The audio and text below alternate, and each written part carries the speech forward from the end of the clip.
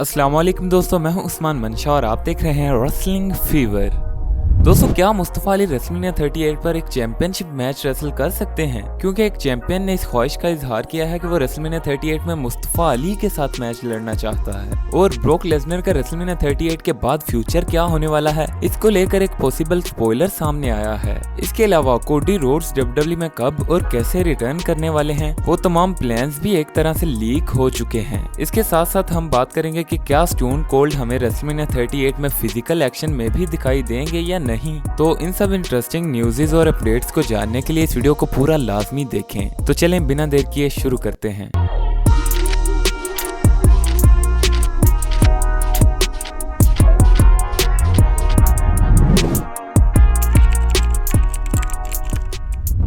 दोस्तों, सबसे पहले बात करते हैं स्टोन कोल्ड स्टीव ऑस्टिन के बारे में। तो जैसा कि डिसाइडेड है कि स्टोन कोल्ड रेसलमेनिया में केविन ओवन के शो पर आएंगे, लेकिन फिर यहाँ पर सवाल उठता है कि क्या स्टोन कोल्ड फिजिकल एक्शन में भी दिखाई देंगे। तो वैसे तो केविन ओवंस और स्टोन कोल्ड के मैच की रिपोर्ट्स आ रही थी कि रेसलमेनिया पर इनका मैच होने वाला है, लेकिन एट द एंड हमें ये अनाउंसमेंट सुनने को मिली कि रेसलमेनिया में केओ शो पर Stone Cold as a guest आएंगे। तो क्या Stone Cold as a guest ही इस शो पर आएंगे और फिर सिंपली चले जाएंगे? तो रेसलिंग जर्नलिस्ट डेव मेल्टजर के मुताबिक ऐसा नहीं होने वाला, क्योंकि डेव मेल्टजर के मुताबिक स्टोन कोल्ड इस वक्त बहुत हार्ड ट्रेनिंग कर रहे हैं, यानी रेसलमेनिया में जरूर कुछ स्पेशल होने वाला है। दोस्तों, इनके मुताबिक स्टोन कोल्ड कोई 20 मिनट का मैच तो रेसल नहीं करने वाले, लेकिन कोई 7 मिनट्स के आसपास इनका केविन ओवंस के साथ ब्रॉल हो सकता है। यानी दोस्तों, स्टोन कोल्ड हमें रेसलमेनिया में फिजिकल एक्शन में भी दिखाई देंगे।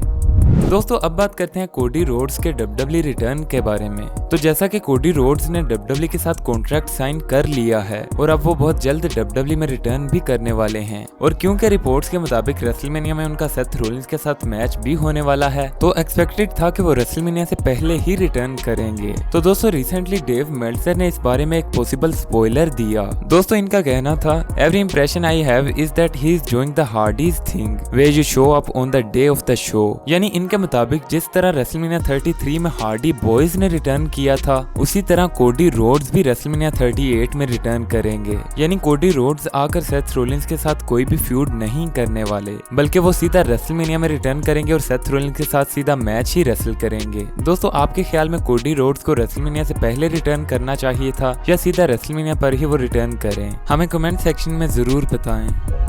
दोस्तों, अब बात करते हैं ब्रोक लेसनर के बारे में। तो जैसा कि रोमन रेंज और ब्रोक लेसनर का टाइटल यूनिफिकेशन मैच रेसलमेनिया की नाइट 2 को मेन इवेंट करने वाला है, लेकिन आखिर इस मैच के बाद ब्रोक लेसनर का फ्यूचर क्या होने वाला है, तो डब्ल्यूडब्ल्यूई ने खुद ही हमें इस पर एक हिंट दिया है। तो दोस्तों, जैसा कि आप डब्ल्यूडब्ल्यूई की इस एडवर्टीजमेंट में देख सकते हैं कि डब्ल्यूडब्ल्यूई का हेल इन अ सेल पेपर व्यू रेसलमेनिया के बाद 5 जून को होने वाला है, और इसमें हमें Roman Reigns, Ronda Rousey, Bianca Belair, Becky Lynch, Bobby Lashley, Edge, Drew McIntyre और सेथ रोलिंस दिखाई दे रहे हैं। लेकिन यहाँ पर कहीं भी ब्रोक लेसनर दिखाई नहीं दे रहे, जिसका मतलब ये कि ब्रोक लेसनर शायद इस शो का पार्ट नहीं होने वाले। लेकिन यहाँ पर मैं आपको एक और बात बताता चलूं कि 5 जून को इस हेल इन अ सेल पेपर व्यू के बाद 2 जुलाई को WWE money in the bank pay per view है, और उस शो के लिए ब्रोक लेसनर एडवर्टाइज्ड हैं। यानी ब्रोक लेसनर शायद रेसलमेनिया के बाद डब्ल्यूडब्ल्यूई से ब्रेक लेने वाले हैं, या फिर शायद डब्ल्यूडब्ल्यूई वैसे ही उनका हेल इन अ सेल पर कोई भी मैच ना रखे। लेकिन जो भी होगा उसका अंदाजा हमें शायद रेसलमेनिया में हो जाएगा।